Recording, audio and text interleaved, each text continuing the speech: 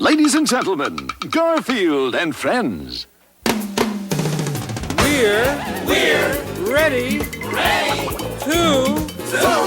party! We're ready to party, we're ready. I hope you bring lots of spaghetti. I'm scared. Come on in, come to the place where fun never ends. Come on in, it's time to party with Garfield and friends. Dancing, Fiesta! romancing, Siesta! samba, La Bamba! Ay caramba! Disguises! Surprises! And pies of all sizes! Come on in, come to the place where fun never ends. Come on in, it's time to party with Garfield and friends. Come on in, it's time to party with Garfield and friends. Garfield and friends. Today's show is brought to you in color, unless the artists ran out of crayons.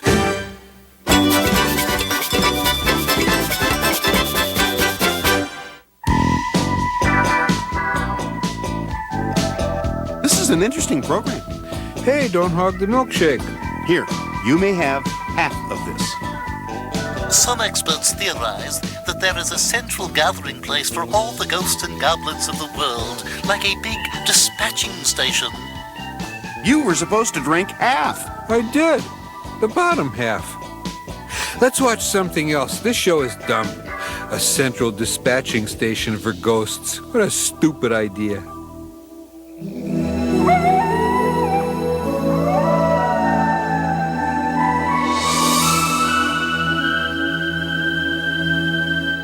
Where's McRaven?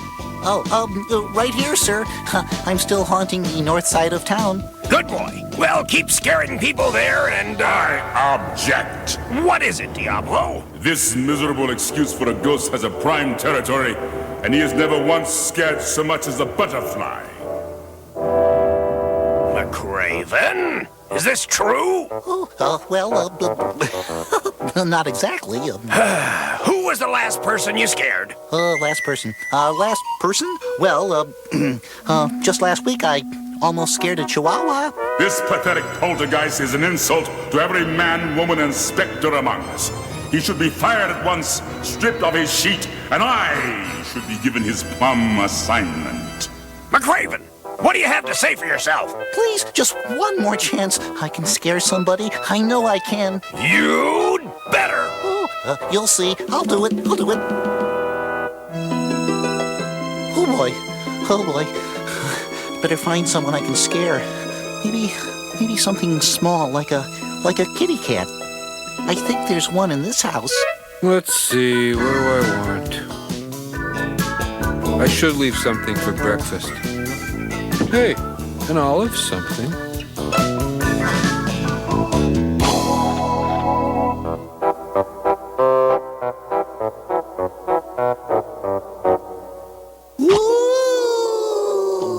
Usually this happens after I eat before bed, not during.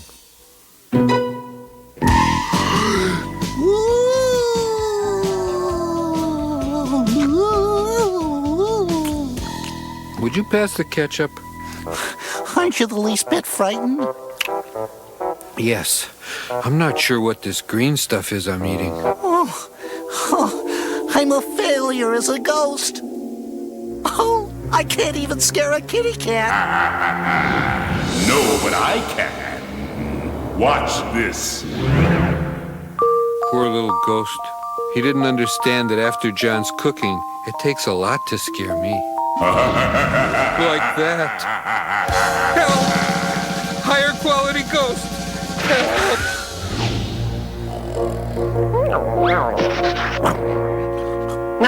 Here, take the dog and leave me.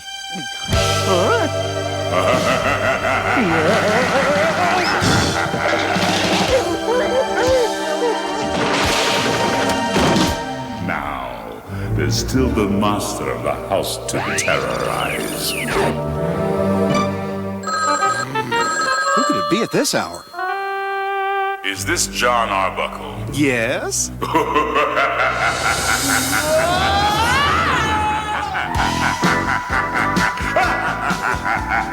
Oh, I love my job. But it's true. My house is haunted by a big, ugly ghost. Right. Listen, don't be wasting your police department's time with nonsense about ghosts. He didn't believe me. Hey, I wouldn't believe a grown man with duckies and horsies on his pajamas. Let me think how to solve this. Maybe I can call the Ghostbusters. Nah, their show is canceled. Oh, you again. Your friend just scared me out of 3 of my 9 lives. Maybe 4. Ooh, well, he's not my friend. He took my job. Yeah, well, he took our house. How are we going to get rid of him? The only way I know to get rid of a scary ghost is to outscare him. Oh, right, me outscare him. Hey, wait a minute. You've given me an idea. I have?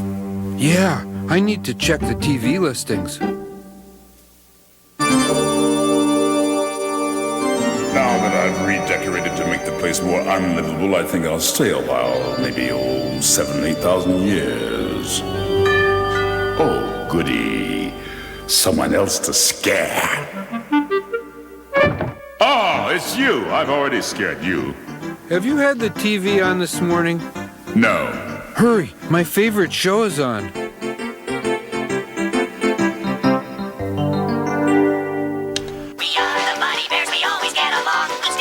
That's frightening. Yeah, isn't it? Change the channel.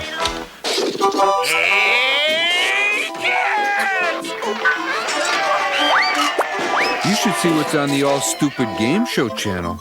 I don't think I want to. Look at what's on cable. Get that away from me!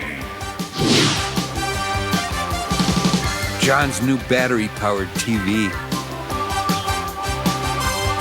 I don't want to look at it! Take that away from me!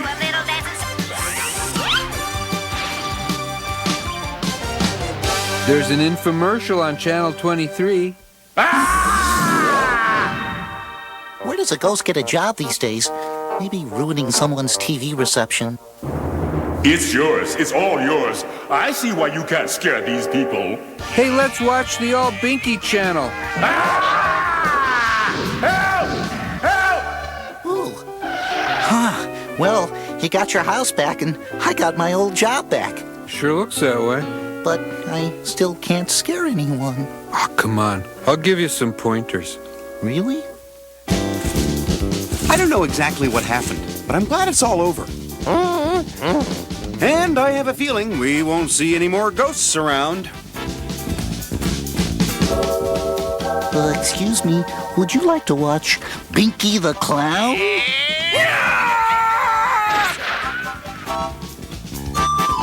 Hey, if he thinks Binky's scary, wait till he sees the 6 o'clock news.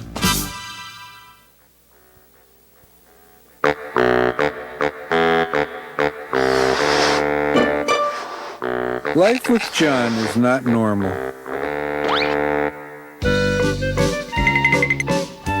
Garfield, I'm going to go down to the mall and pep dance in my underwear with a balloon animal tied to my head and a pineapple in each hand.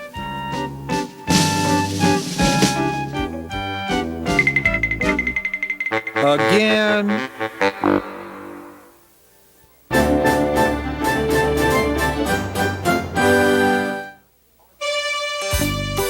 On Monday, I went to dive into my waller, executing a perfect jackknife. And it would have been splendid, except that Roy had replaced all my mud with frozen vegetable soup. I'm still getting celery out of my ears. Tuesday, Roy disguised himself as a jungle man and told Wade, Jungle man say wild pumas come, have big teeth, better to eat you with. Wild pumas! Wild pumas! Wade has not been seen since. Then this morning, he did the lowest thing yet. He secretly replaced Lanolin's regular coffee with new Fernman's crystals. Like, what's so low about that, man? Fernman's makes soap crystals. Ooh, that is pretty low. You all right, sis? Of course I'm not all right. That stupid rooster put soap in my coffee. Roy plays tricks on everyone. What are we gonna do about him? Well, that's what this meeting is all about. Are the pumas gone? Welcome back, Wade. There never were any pumas. I got a beachy Keno trick to play on Orson. He'll open this box and whammo! 20 pounds of creamed cauliflower in the face. How can I resist eavesdropping? I'm sick of Roy's practical jokes. Yeah, like I'm sick of Roy's practical jokes too, man. I'm just sick of Roy. I feel we should always be forgiving and should always have a sense of humor. Ah, good old Wade. I, for one, will laugh a lot when we fire him. Fire me? Yep. Yeah, Let go. Hold on, everyone. You are not going to fire Roy. Ah, I knew my good friend Orson would stick up for me. I'm gonna fire him. I'm firing him and hiring another rooster tomorrow. Even Orson is against me. You'd really do it? You'd really get rid of Roy? No, of course not. I just wish there was a way to teach him a lesson. Fired, axed, ousted, and after I gave them the best 5 seasons of my life. What am I gonna do? I gotta find another series. I gotta go see my agent. You gotta get me on another cartoon show, Bernie. Roy, pussycat. Look, I'm in tight with all the boys at the network, and I am telling you, sweetheart, nobody's hiring. I don't have to do farm humor. I have sides I've never shown. How about this? Teenage Mutant Ninja Rooster. Very nice. Roy, sweetheart. How about the Little Mer Rooster? Roy, boobala. How about this? G.I. Roy. I command a squadron of 7,428 toys, each sold separately. Roy, honey, baby, booby, you're breaking my heart. I'm sorry. I'm washed up. Might as well go to the old cartoon character's home. Sit on the front porch with Felix the cat, telling stories of the good old days. Let's see. Name Roy Rooster. Occupation, cartoon character. Experienced in being hit by pies, falling off cliffs, and having pianos dropped on person. Waste of time. My career is over. Well, we seem to have one opening for a cartoon character. I'll take it, whatever it is. Well, I should warn you, it's... Who cares? Just so I'm back on TV. Who needs Orson and his crummy show? Here I am. Here's your new star. What kind of cartoon show is this? No, not you guys. I'm Bobby Buddy Bear. I'm Billy Buddy Bear. I'm Birdie Buddy Bear. I'm their sister, Betty Buddy Bear. And we're the Buddy Bears. Would you like to be on our cartoon show? No, you'll drop 16-ton safes on me. Oh no, my brothers don't do that anymore. Yes, we promise. We won't drop any 16-ton safes on you. We don't even have any. Well, all right then. I'm yours. Orson, I haven't seen Roy around all day. Not that any of us are complaining, you know. He'll turn up. Right now, I want to watch the Buddy Bears. Let's see what happens when you don't drink your milk. Hello, I am drinking my milk. And I am going to be a bad boy and not drink my milk. Gee, I wish I'd drunk my milk. Remember, kids, drink your milk or someone may drop a piano on you. Well, at least it wasn't a 16-ton safe. Our next good habit is to always wash behind your ears. Here is what happens when you don't. Hello, I just washed behind my ears. Really? I never wash behind my ears. Wait a minute. I don't have ears. Or for that matter, teeth. The lesson, kids, is to always wash behind your ears or beware of falling 1988 convertibles. They're doing the kind of thing to him that he always does to us. You know, he's right. It is kind of funny. Our next good habit is to always squeeze the toothpaste from the bottom of the tube. I don't want to go out there. You'll drop a 16-ton safe on me. I know it's coming. We gave our word. You sure? We promise you, no 16-ton safes! I always squeeze the toothpaste from the bottom.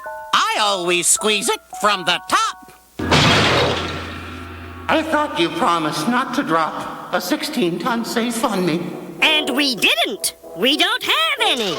This is a 27-ton safe.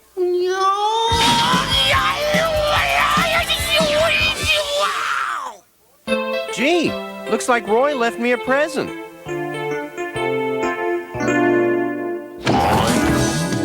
Larson, please, you gotta give me my old job back. I'll never play another trick on anybody. I'll never do anything mean to anybody, not even Wade. Oh, please, please, please. All right, Roy. Whatever you want. I'm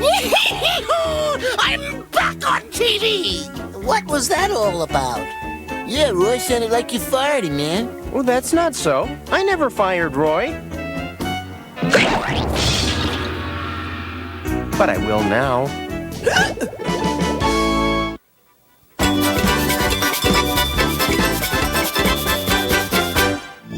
In outer space, there are small particles of stone that circulate around the sun. These are known as meteors. When one enters Earth's atmosphere and comes into contact with air, friction causes it to burn up. Sometimes a small piece lands on Earth and is known as a meteorite. 37 years ago, a farmer came across one such piece of molten metal. He had no idea what it was at first. It was made of the hardest material he'd ever seen. Ow! And it was completely inedible. To the farmer, that meant only one thing. Must be one of them they are fruitcakes. But what he hadn't noticed was what had happened to everything near the meteorite. Slowly, they seemed to come to life. And, get ready, folks, because this is another of Garfield's Tales of Scary Stuff. The farmer took the meteorite home, thinking it was a fruitcake. That Christmas, he wrapped it as a gift and presented it to his neighbor, who also thought it was a fruitcake, so she didn't eat it either. Instead, she wrapped it up and mailed it to a relative she didn't like very much, which is what people usually do with fruitcakes. And the relative reacted pretty much the way you'd expect her to. How lovely! A fruitcake. I give it to someone else. Over the next 37 years, the meteorite was given as a gift 4,186 times. No one ever tried to eat it. No one ever eats a fruitcake. They just take it and pass it on. But every so often, it took a week or two for someone to find a friend they disliked enough to send a fruitcake. And when that happened, things around the meteorite just sort of came to life.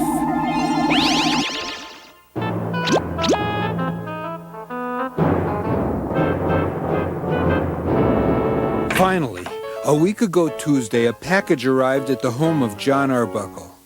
Package for you, Mr. Arbuckle. Well, thank you. Sounds like either a ton of lead weights or a fruitcake. Get it off me! Get it off me! Arbuckle opened the package to discover Aunt Edna sent me a fruitcake. What did you ever do to Aunt Edna? Fruitcake. One of only 3 foods in the world I won't eat. Raisins and snails. Now, John Arbuckle was dumb, but he wasn't dumb enough to try eating a fruitcake. Instead, he put it away in the refrigerator. And then he went off to ponder the question everybody ponders when they receive a fruitcake. Who do I dislike enough to send a fruitcake to? I don't know why he put it in the refrigerator. Fruitcakes don't spoil. I mean, it's not as if they're food or anything. But he did, and it started to glow. Over the next few hours, things started happening in the refrigerator. Late that night, a quart of low-fat milk decided to make a break for it. In the living room, a handsome cat was sound asleep. So asleep that at first he didn't realize what was happening. All right, give me your wallet. I don't have a wallet. Vince, I'll go someplace else. I hate it when milk goes bad. Milk goes bad? Odie, the milk carton just ran by. We have to find it. You don't believe me? Well, I don't blame you. I wouldn't believe me either. Go back to sleep. I could have sworn I saw the milk carton trying to rob me. Must have been your imagination. The ketchup is right. Must have been my imagination. The ketchup is right. The ketchup, it's alive. Can you help me get my hat off? These things always stick. And the pickles are alive. Come on, guys. Let's go to the salad bar. And the leftover tuna casserole. Hey, that's the cat that keeps cleaning out our home. Calm down. Don't flip your lids. This isn't happening to me. Ah! That rib roast from last Tuesday. That's right. Wrap me in foil and call me a leftover. You'll pay for that. It's the potato salad! That's German potato salad to you, and you will stop treating me as a side dish. Mach schnell! Odie, help! They're chasing me. They're after me. And they're high in cholesterol. To see the entire contents of the refrigerator come to life and mount an attack.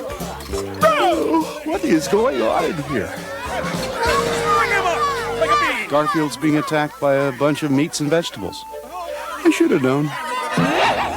It looked like the cat and dog would wind up in the deep freeze. But then, the fabulous feline had a thought. Odie, we're doomed.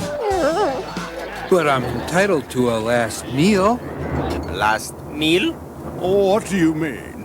I think I'd like a sandwich with everything.